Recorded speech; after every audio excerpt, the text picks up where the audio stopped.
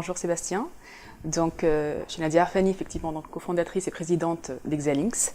Exalinx qui est une start-up technologique créée il y a 2 ans maintenant, localisée au Business Pole de Sophia Antipolis, et qui propose une solution innovante permettant d'optimiser le trafic de données mobiles, 2G, 3G, 4G, Wi-Fi également, afin de permettre aux opérateurs mobiles virtuels notamment de réduire leurs factures de data et de manière générale à tout fournisseur de services mobiles d'optimiser son trafic et de réduire ses coûts de données.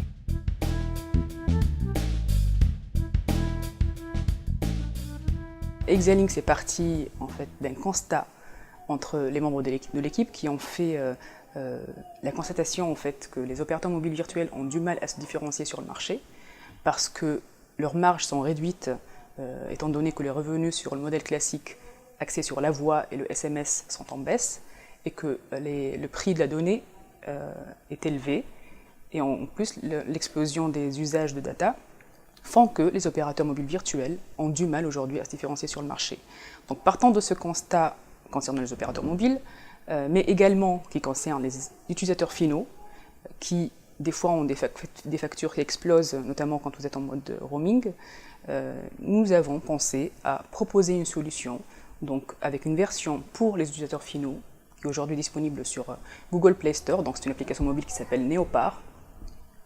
Vous l'installez sur votre smartphone ou tablette ou n'importe quel équipement en fait mobile donc, et vous avez cette compression sur tout le trafic que vous générez.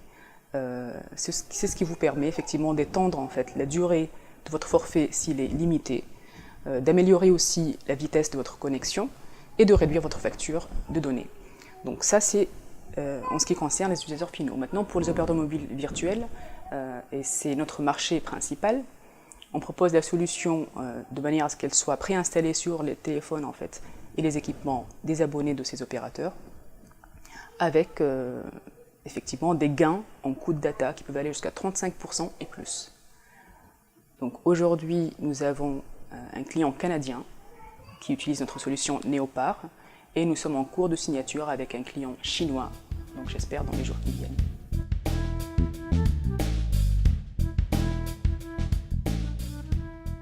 Alors aujourd'hui, la solution est proposée gratuitement sur Google Play Store avec sans limitation en fait, de volume d'utilisation, mais c'est vrai qu'on a l'idée de limiter cette version dans le moyen terme en fait.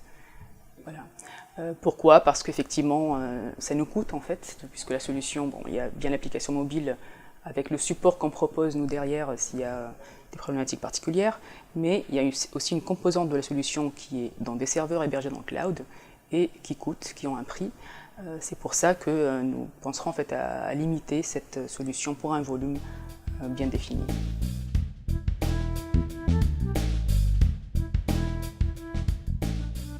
Donc, comme je le disais, Exalinx a été créé il y a 2 ans maintenant, donc en 2014.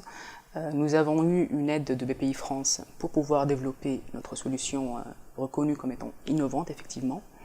Nous sommes aujourd'hui reconnus comme entreprise innovante des pôles.